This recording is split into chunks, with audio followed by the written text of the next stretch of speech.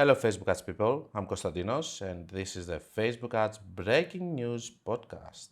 Hello, guys. Another podcast. So I feel like this week was a little bit calmer. So there's not so much to discuss on this week, but still, it's okay. We will have some weeks that are going to have a lot of topics, some weeks that they will have less. Anyway. First of all, I would like to start a little bit with something that happened to me 4 days ago. So apparently, guys, in my country, there are not a lot of people that they do the work that I do, and most of them, they have their regular jobs. Like, I believe it's happening in several countries with some exceptions like Philippines or whatever, where you can see a lot of freelancers for several jobs, or India. But India is super vast, so you can still see people having regular jobs.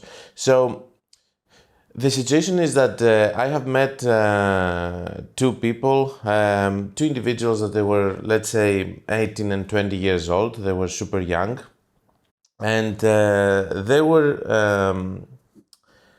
after some point, when you're doing this job, you can understand in a cafeteria who is kind of doing a similar job as you, from several things that we're not going to analyze now.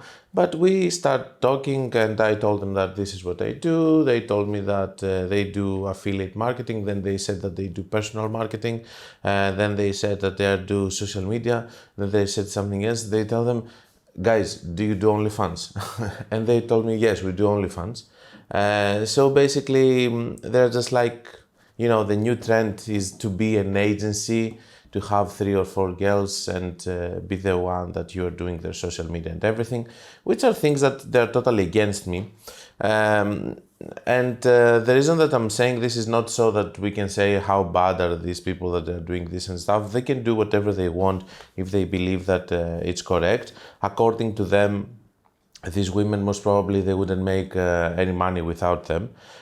So I guess the situation is that, we were talking about that, and they were telling me that they make X amount of money every month and everything. So why am I saying all that? Just to criticize a little bit their way of thinking. So into my generation, into my way of thinking, when I started making money out of all of this, I started, I never changed my house to a very big mansion, for example. This guy, after 1 year of working, he's going into a villa with $2,000 rent and a pool. Okay.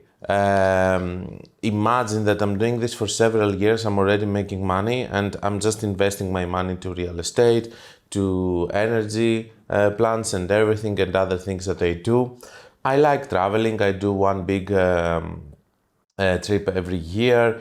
I'm not obsessed with cars, of taking a Ferrari or Lambo. I just have a small Jeep.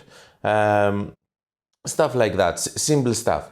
And I could see from the other side somebody getting money, and I'm not against that, because when you start getting some money as a new person, you will feel dazzled a little bit, and you will start spending in several things. Okay, it makes sense. But they started doing all of these expenses of taking Rolexes just in 1 year. Okay, it took me 5 years to decide to buy my first Rolex or whatever. So if you're young, if you're watching this podcast, the only thing that I want to say is this. Imagine that I didn't have the time that you have. If you're starting now and you're on 20, you have plenty of time to do everything, and you can make money and you can live the life that you want, and you don't have to go into a villa or whatever. You can just rent a very nice apartment inside the city, which is going to be beautiful, furnished and stuff. We live in Greece after all, or in your country, I don't know how it is. But you don't have to just go into a battle of chasing people that they are just trying to show how rich they are, because we're not rich. The people that they are super rich, they're super rich. Okay, and when they have 3 or 4 or 5 cars, okay, they have several. But if you have, for example, 2 or 3 millions into your bank account, and you own a Lambo or a Ferrari, I don't see the point of that. to be honest with you, this is my philosophy. To have 2 or 3 million and own a house of 500k, I can see it as a good thing. But owning 2 or 3 cars, if you just have 2 or 3 millions into your bank, I just don't understand it. And this is what I wanted to tell you, that okay, whoever is making money fast, you're going to just pass a phase like I did, that you will want to do things that you were not able to do before. Fine, go for this phase. But in my opinion, just relax a little bit, try to enjoy it, try to be humble with it, and don't try to just take Rolexes and then put diamonds to it, because also you are ruining the Rolexes. The Rolexes are not for diamonds. These are things that trappers or whoever is doing them. Just try to enjoy the elegance of things, and why you're doing this or that. A nice restaurant, a nice hotel and stuff. You will have enough money to do it if you reach to that point, and you don't have to go into a great extent and a very big race of you taking this and that and that and that, so that you can feel that you are accepted. Okay, you have nothing to prove to nobody. If you made money doing something, you have nothing to prove, and now it's up to you to just enjoy it. Okay, don't make your life miserable into a race of trying to get all of these kind of things. Anyway, this is my message to young people that they're starting now, because they see all of these people on social media which are toxic, of flexing, of doing this and that and that. You don't need that. You can have so much fun. I'm not saying that you're not going to go into an expensive restaurant and you should go to a Greek taverna, for example, for a small amount of money. But I'm saying that it's not necessary for you to go to Salt Bay, for example, and eat a ribeye of $500 when you can go to a Michelin star restaurant, 3 Michelin star restaurant, and eat with $200. Okay, so I just believe that all of this lavish life of pretend to be affluent people, or trappers, or these coaches that they pretend that they are super rich and most of them are not, all of this kind of stuff, I think that it's making, they have huge impact to the new generation that is thinking that they have to live like this, or they're just a disgrace or a failure. So that's all. I'm having the best time of my life with what I do.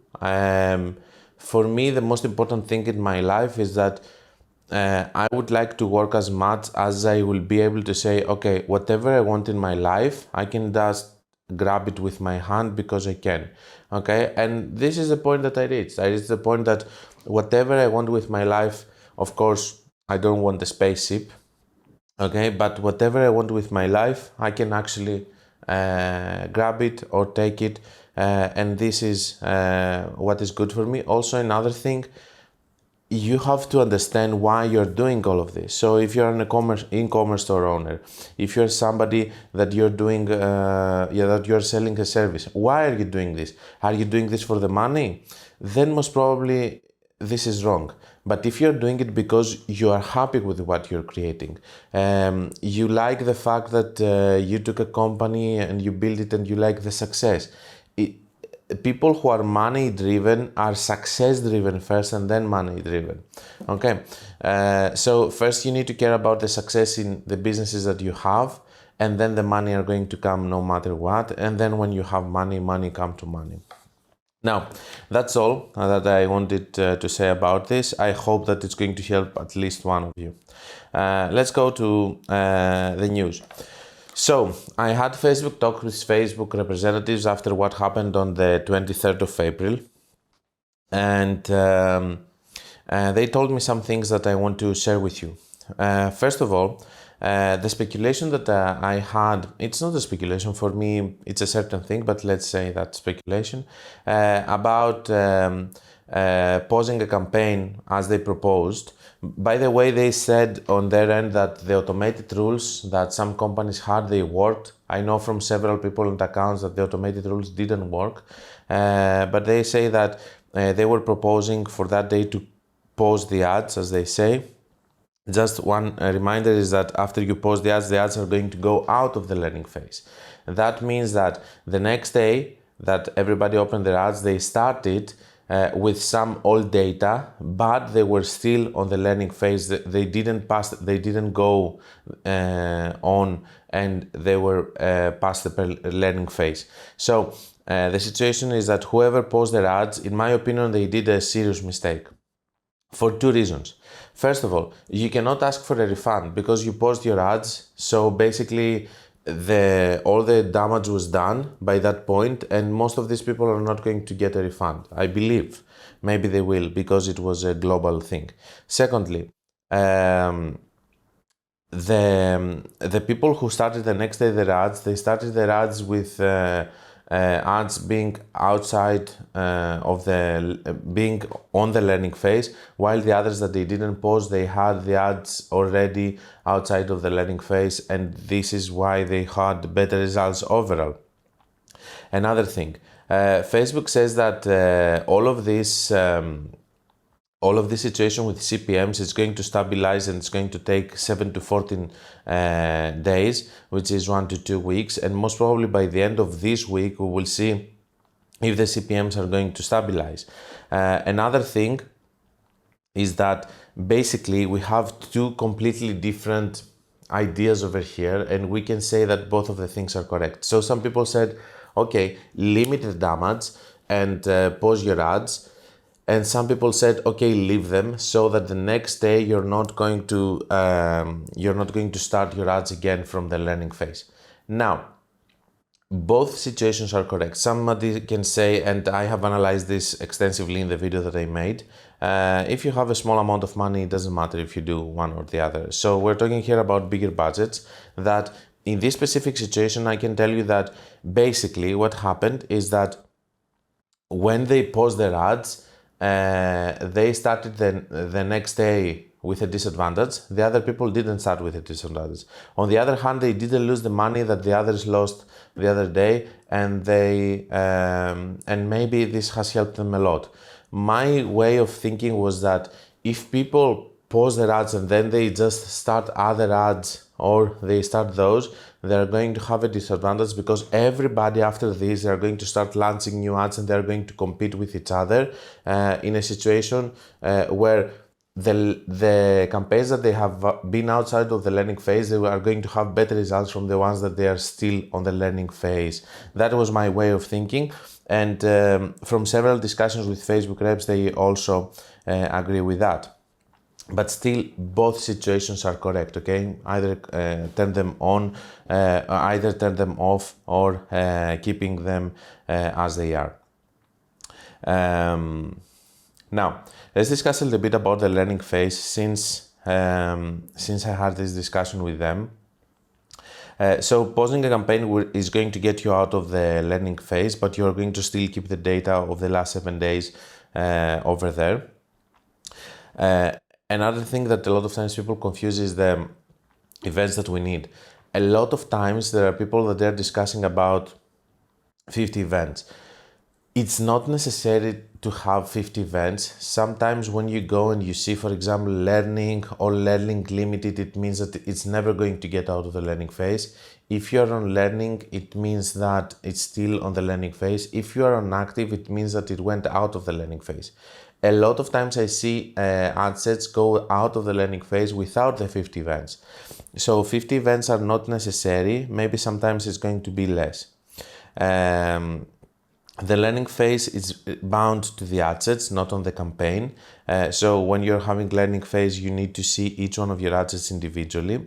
And I explained what it means, limited learning and everything. Okay, now you know that in this channel we have analyzed a lot of times the learning, and we said that in my opinion it doesn't matter so much, because I have seen ads in limited learning, ads in learning, and ads in active, which means that they pass the learning phase, and they don't have very big differences between each other.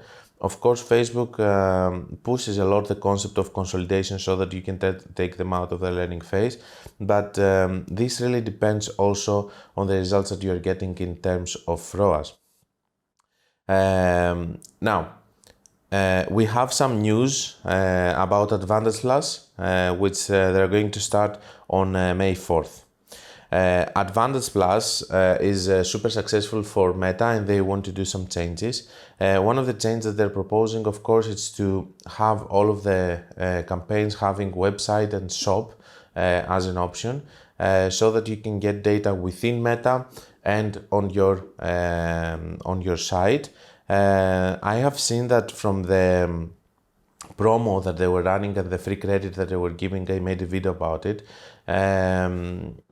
That the results that we were having with this, they were better than the others, and it makes sense because it was gathering also data from Meta. But still, I think it's successful, and if you have a shop, it really wants to try this option. You can watch my video to understand what I'm talking about. It's the video which is called the 10K funding opportunity. Now, let's talk about two more features that they are coming on the Advantage Plus, and they are coming on May 4th. At the start, it's going to be rolled only on 10% of the ad accounts, and eventually by the end of the year, on December, it's going to be rolled in 100% of the accounts. The first feature is that you will be able to exclude specific ages. Now, don't get me wrong, you're not going to pick the range of the ages. It's going to always work with exclusions. So you're going to put a broad age, and then you're going to exclude the ages of 40 to 65. Very important. There are several companies that they had to advertise to older ages, and it didn't make any sense because they were just relying on their pixels. So if you're a new company and you're starting, and you know, for example, that you're selling a Fortnite game accessory, nobody on 65 plus years old is going to buy. Maybe a grandfather who understands that his grandchildren want something from Fortnite, but still, I think it's a long reach. So now you will be able to exclude specific ages in order to work with the ages that you actually want, and I think that this is a very good feature. Another thing that you can do is that you can exclude areas.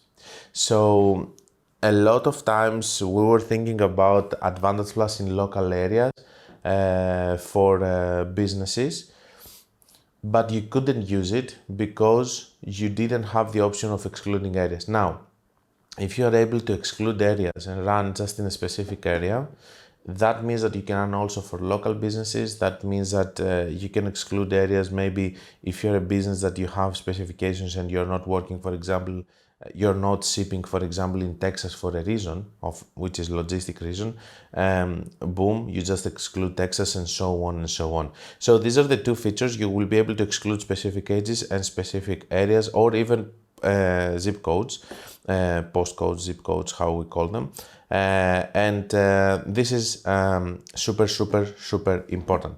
So that's all with the news. Let's go with one more thing that I want to discuss, and then we will go to your discussion, to your questions. As I said, most probably this podcast is going to be small today. So we have new AI developments, and we hear always new things about AI, about this thing doing this thing doing that. I'm going to prepare a video, most probably today. We're going to do a video shooting about the DALL-E 2 background. I made a video that I was talking about this funding from Meta, that they put an AI to put different backgrounds to images. I'm tempted to tell you the results, but you will have to wait the video, I guess. I said the results in another video. I don't know. If you're a very good viewer of this channel, most probably you know the results, but you will have to wait the video. Which one actually won? The AI background or the white background? Let's see on the video. So I had a mail over here. Mail message, I don't remember. I hope you had a great weekend. I'm not sure if you have covered this where I'm going to blur the name beforehand. Have you ever heard of ad proposals? If not, I'd like to give you heads up on our recently launched AI solution, Ad Proposal, which would be much help for you to improve your performance on an automated basis. So all the things that I don't like, automated and all of that, I don't like when people try to talk about something super technical like Facebook ads, and they propose that you have to do nothing. For example, you just put automated rules and you just watch it. Ad proposal tool identifies which of your campaigns need some amendments to increase performance. The system automatically detects the campaign's ad sets that can be amended, optimized towards a better result with quick actions and without changing the budget. So you're resetting them by doing changes. You can see the proposals, blah, blah, and stuff. So the reason that I'm showing you this is that because from now on, most probably, and if we think of it, guys, the ChatGPT came in the previous year on September, and now we have seen crazy things with AI. AI is moving so fast, and we're going to see most probably programs coming, AI programs coming for Facebook ads. I'm sure that is going to happen. What I'm sure also is that a lot of people are going to lose their jobs. What I'm sure about also is that I'm not going to lose my job. I'm going to be the person that's going to regulate AI. I'm not against AI. I believe that we will need AI. I'm going to check it and see if it's having better results or not. But I'm not the kind of person that thinks that we can just combat a machine and the way that it thinks and the calculations that it does. Maybe we can be more creative, but eventually with this way that the AI is working is going to catch up to this creativity. So in my opinion, the AI is here, the AI is going to continue, and maybe it's going to be the end of human race, but who knows? Maybe this is the reason that we cannot find other intelligent form of lives because everybody's being ruined by AI eventually. So the situation is this. I believe that AI is going to come to Facebook ads. I believe that before that there are going to be several bad programs that people are going to trust and they're going to believe because it's AI and they have seen good things with Midjourney or with ChatGPT or whatever. But still, I believe that eventually we will have a good AI or several good AIs for Facebook ads. The problem here is that I believe that they will always need a human touch, but it's going to be the same thing that happened with the factories. So what did we have back in the days in the factory? We had a guy that was just doing this, okay? He was assembling and doing this. Okay, next one. And they were just doing a repeated action. These were called this was the labor that they didn't have any specific training. They were just doing a simple job, okay, this and that. This thing has been replaced with machines. So then there was a machine that was doing this job more efficiently without having someone there. So a lot of people got sacked and they lost their jobs because they didn't have any important rule, let's say. It was just something that through all of the ages human race is doing. They're using human labor as a very valuable asset in order to do things like the pyramids. So the situation is that when you're having this kind of big technology development, some people are losing their jobs, like what happened in the Industrial Revolution, and a lot of people lost their jobs because of the machines.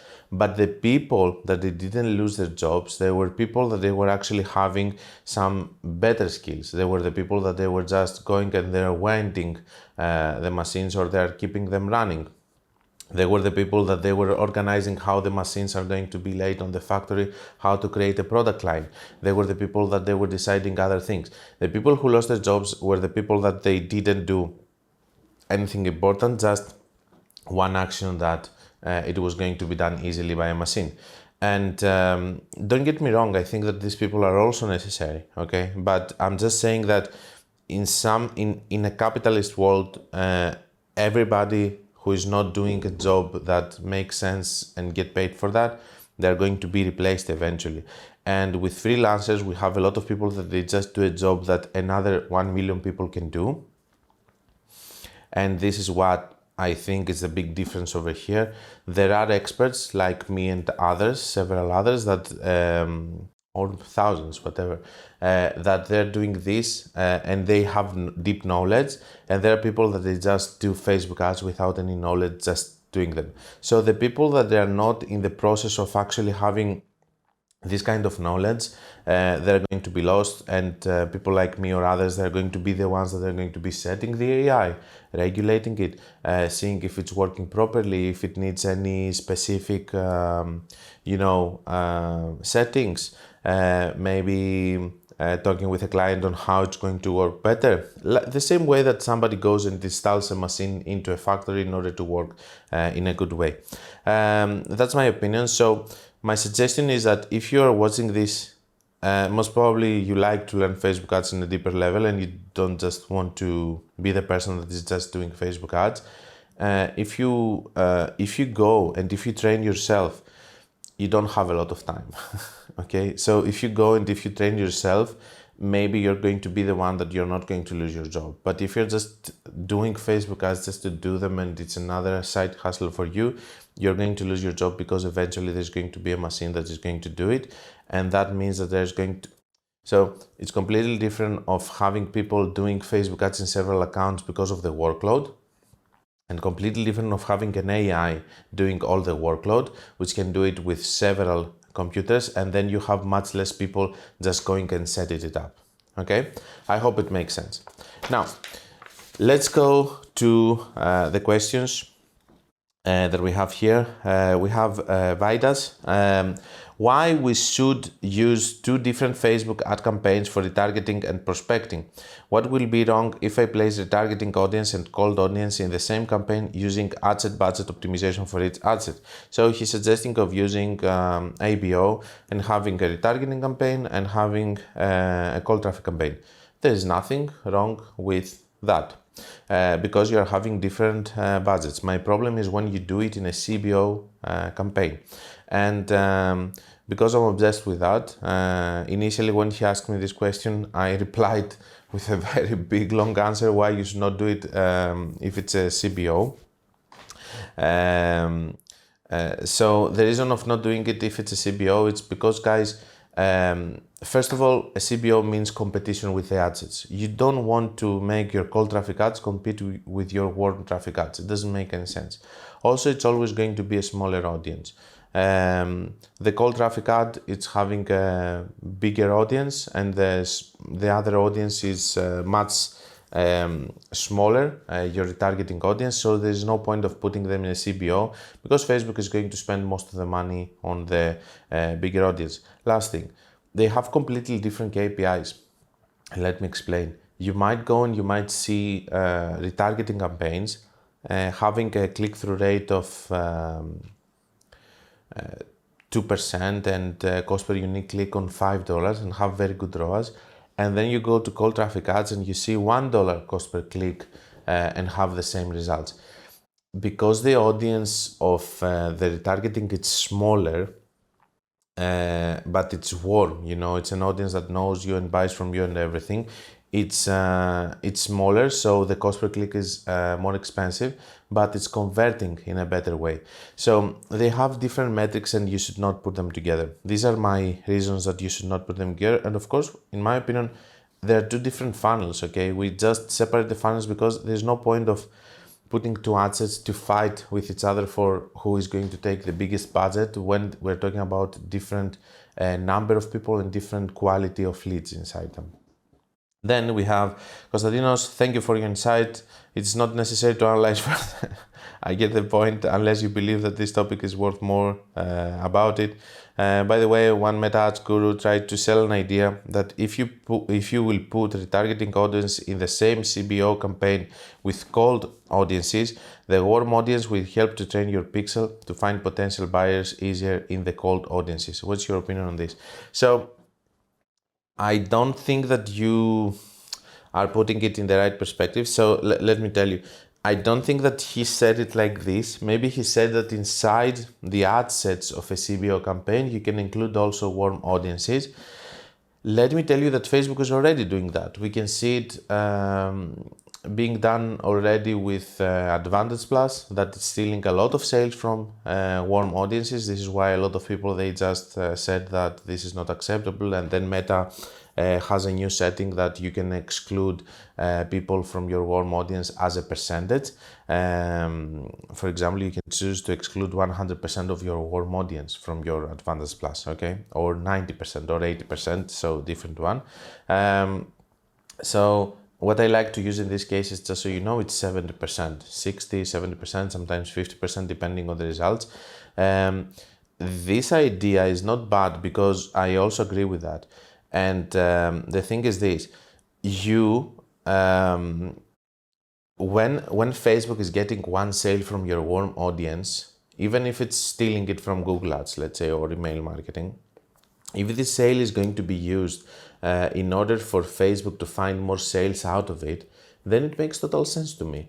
So for instance, you're having one campaign which is stealing one sale from a warm audience. It makes total sense because Facebook is going to target initially all of these people that it thinks that it's going to convert. So it's targeting people also from your warm audience because they're pixel data and Facebook knows that.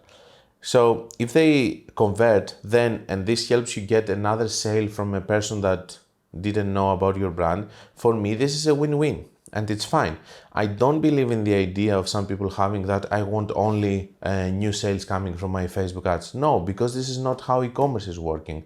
You cannot have everything that you want in your life, and I want to eat 5,000 calories per day and not getting any weight. Is it possible? No, because this is not how the metabolism is working. So the same thing is happening with e-commerce. E-commerce is all about repeated sales. And after some point, what you're getting as a new customers is the customers that they don't know about your brand, but also customers that they are new. For example, let's say that you have a brand for 5 years. When you started, somebody was 14 years old. Okay, and then after 5 years he's becoming 90 years old, so he's now in the productive area into the people that they can convert. So this is the ratio of new people coming inside the market, fueling for newcomers. But if you're spending a lot of money, maybe this is the most crucial metric to hit, and I know it's a little bit advanced of a topic to discuss it, but a lot of times people neglect that and they say I want to scale to 250k, 500k, 800k, 1 million per month. Well, you need to see also the ratio of new people coming inside these funnels and find a number that makes sense. And if you cannot scale past on that, go with other products or with other ways of selling it from different angles, convincing people from different angles. So in my opinion, yes, it's correct. It can help your results if you're having some sales being stolen, or if you put your own warm audiences into your cold traffic ads, because eventually it's going to optimize for them. I don't like to do it like this because I want Facebook to steal it on its own. I don't want to give it my warm audience inside. Maybe it's going to continue using it a lot. But still we know that Facebook is doing it anyway. And if this sale is going to be there to help you get a cold traffic sale, I'm totally fine with that, and this is what is happening. Don't forget that in this channel we also propose, let's say for example that you have a period that you're having very bad results and it's working flawlessly. I think I have a video also about that, but with so many videos that I created, I don't remember. I don't remember the title. I remember that I created it actually. So basically, the video was that I was having a bad period with a brand for no reason, and I told them that look, let's do a promo. So they did a promo and the results were boosted for 3-4 days. But not only that, after the promo ended, the results continue working for that period also very well. What does this mean? That they were boosted. The same thing that we're doing for Black Friday. We do our ads before, and we have also evergreen campaigns, not only Black Friday campaigns, because during the period Black Friday they are going to get so much data that is going to help us keep them for a very long time after that, because they're going to be fueled by data and on the Black Friday period. So a lot of times when we are having a promotion, I really like to have also an evergreen campaign at that point, because it's getting boosted by the results that the site is going to have anyway. So in this situation, what did we do? We just flooded our ads with legit sales that they came through from a promotion. They didn't came from the Facebook ads, but we were fine with that, because all of these sales, they have helped us after the end of the promo to continue getting sales, because they fueled with a lot of data our pixel, our API, and our ads. I hope it makes sense. I think we overanalyzed it. Now we go to JM. I stopped using Advanced Plus for now. Okay. Just wondering if you know the best objective to use to bring back organic reach to food page for a restaurant chain. The number of followers tanked at 200k since this year, and organic reach has dropped to an all-time low. From average 1 million views to 10k views now. Always used engagement plus views objective for a few years, but recently its effectiveness is awful. Average spend daily 500. So you are spending 500 daily on user engagement and views. The number of new followers seem to correlate to the organic reach of your next post. The more new followers I gain, the better the reach for my next new post, of course. You will get better results. So the more subscribers I get, the better views I'm going to get on my next video. It makes total sense. But I just put this comment here because I don't think that you're spending your money wisely with engagement and views and stuff. I think you should put a budget for that if you want, but you need to find another event that is going to be more to the point. Something that's going to bring you more quality people, like booking, like acquiring a coupon for the restaurant, like calling to the restaurant, something like that. A more direct event that is going to help you get more quality people from people that are interested. Because now you're just flooding your system with all of this no point engagement and views for no reason. And I think you're spending too much for that. You're not a blog, you're a restaurant. At the end of the day, you want customers to come. Anyway, maybe I'm missing some key elements over here of what you're doing exactly. Let's go to Ewa. I don't know if it's Eva or Ewa. Okay. Hi Konstantinos, first of all, thank you for your videos. Thank you for watching them. I have watched a lot of them in the last few weeks. I have a niche digital product with 25 sales so far, and broad targeting of Advantage Plus campaigns are working best for me. Perfect. I tried detailed targeting, but ROAS was 0.2. Anyway, I have questions. My UK campaign is working great, but Australia campaign is a disaster. Is that because I'm using the same pixel and ad account with the time zone GMT +2? Should I make a separate pixel and ad account for Australia and USA? Thank you. It really depends on your spend. So this week I uploaded a video about a case study in the United States, and the same company, not the same, it's another company for United Kingdom. I can tell you that they have different, no, it's the same company on United Kingdom, and I can tell you that they are having, we are having separate ad accounts because I believe that the pixels and the behaviors are different. But also I believe that in big spends you need to separate it for logistic reasons and for several other reasons, from domain names to making it more clear, to the API training and the different demographics, to having different targets for different countries based on the expenses and everything. So we separated, but we were not operating like this from the beginning. So I can see here that you have 25 sales so far. So it's too early for you to think about separations. Also keep into your mind, okay, you have a digital product. This goes to people that they have physical products. For physical products, it's not so easy to open new markets. It needs a lot of money. A lot of times people take funding in order to open new markets and stuff, because it's going to need stock, logistics to specific areas and stuff. So it's taking time. It's not so easy. On the other hand, over here, we're having a digital product with 25 sales. I wouldn't just say that Australia needs a different pixel or whatever. What I would say though is this: don't be so obsessed at the start of having different multiple markets. Maybe this is something that is going to come later. Focus in the market that it's making you money. Keep producing results, scale there, and when you see that you cannot scale more, then try to expand to other markets. There is no point for you now to be all over the place. You're a startup, you have a new product, just try to have sales there and then move to other countries when you're ready and when you're going to have established one channel successfully.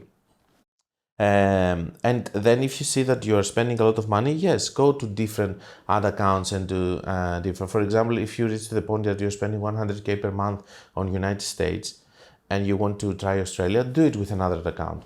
Now, if you want to just test it like this. Don't go into great extent of doing Australia or whatever. But since you have a specific amount of money now, you're a startup or whatever, just focus in United States now, scale it as much as you can profitably, and then worry about expanding.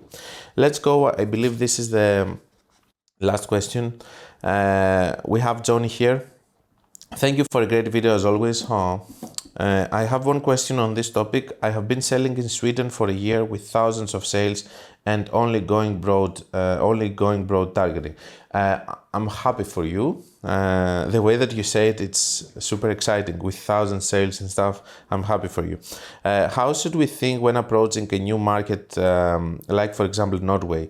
Should we treat a new market as a new pixel, or we can go broad instantly? It really depends on the market. So Norway, it's very similar to Sweden, so you can even go with the same pixel and have zero issues. Also, another thing, it's completely different of talking for United States and talking about Sweden, for instance, because if we're talking about Sweden, I believe the potential reach should be, I cannot think it off the top of my head right now, but maybe it's between 5 and 10 million, let's say. The potential reach. So doing broad targeting, it's like one small to medium interest in the United States. So it makes total sense to go immediately to broad targeting because it's a small audience. If you target in Greece, you're targeting to 7 million people, 6.5, something like that, and then you can go with broad targeting.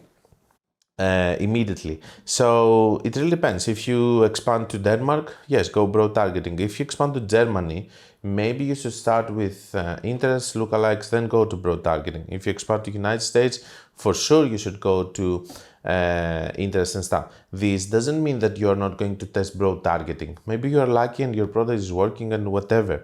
But just also think the numbers. Why do we go broad targeting in Sweden? Because it makes sense. It's like an interest on its own as a country. Also about the pixel.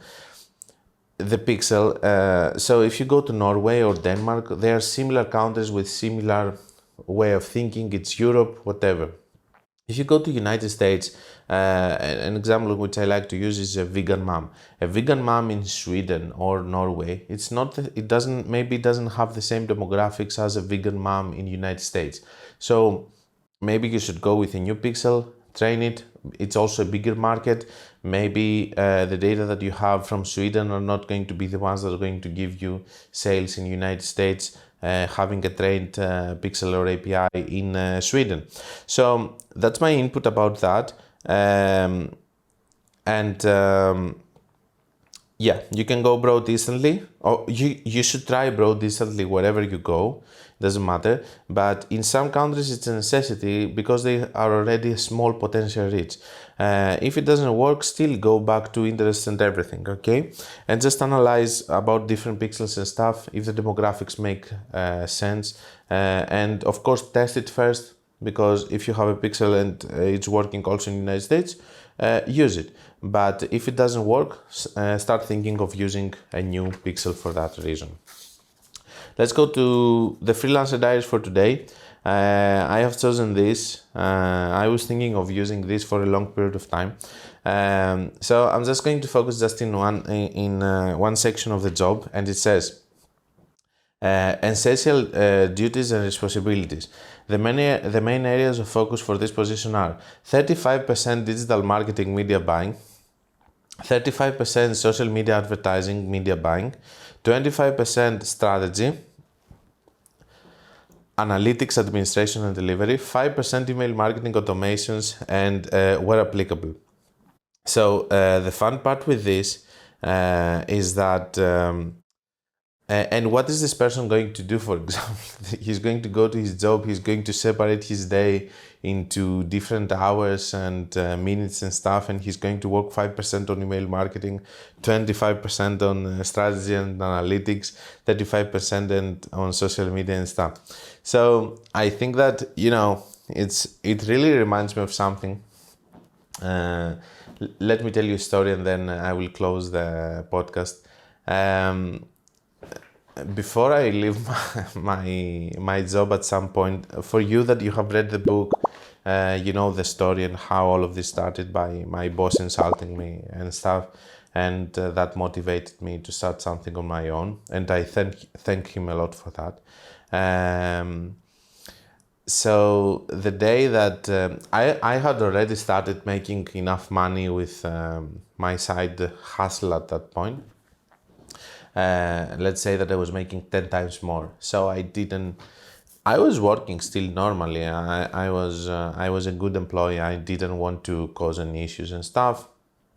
Okay, I was doing some things like, if you put me to do some things on the Excel, maybe I will hire someone from Upwork. And then on this hour that I was doing this thing, I was doing something else for my job and so on.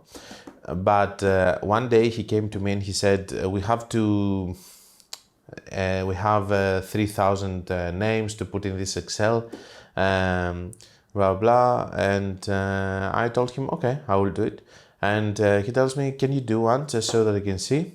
I just do one. And he says, okay, it took you 5 seconds. So let me see, we have 3,000 names multiplied by 5 seconds. You need 15,000 seconds, divide that by 60. Okay, so you need X amount of time in order to do it. So I was I was just watching him and said, this mother is crazy. Because you cannot just go and say, okay, you do one thing in 5 seconds, that multiply that with that, and you can do it in this hour. First of all, we don't live in the Middle Ages. Secondly, I didn't came from Africa in a ship and being a slave. Third thing, I'm going to maybe need 5 minutes to relax my brain and continue doing the job, and several other things. So I told him, can you please close the door? He closed the door and I told him, look, I cannot keep doing it anymore. You're a f***ing idiot. And you don't understand how it is. You're very bad at managing personnel and stuff. You don't know what the you're doing. So I will have to stop because I think that we are going into a toxic relationship. And maybe this is the reason that I'm showing also Freelancer Diaries, because I have been through so much in my life to my normal jobs that I cannot just see things like that of separating your responsibilities to percentages. This is total bullshit, and it means that this person has never had personnel working with him, and he doesn't understand how it is. That's all I had for you. I hope that this makes sense. I feel like the podcast today, it was like 30% other topics and 70% about Facebook ads, but it's good. Maybe we can talk about other things. I hope we can talk about other things and we don't have crisis all the time like the crisis that we had on Sunday. Not this Sunday, the previous Sunday. That's all I had for you. I will see you next week. Have a nice weekend. And if you need anything, let me know in the comments. Not if you need anything, if you want to ask anything.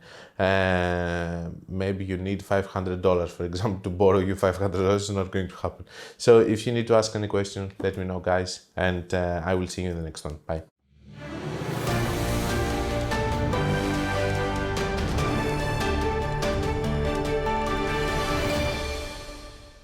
This was the Facebook Ads Breaking News Podcast. Like it or not, it is what it is.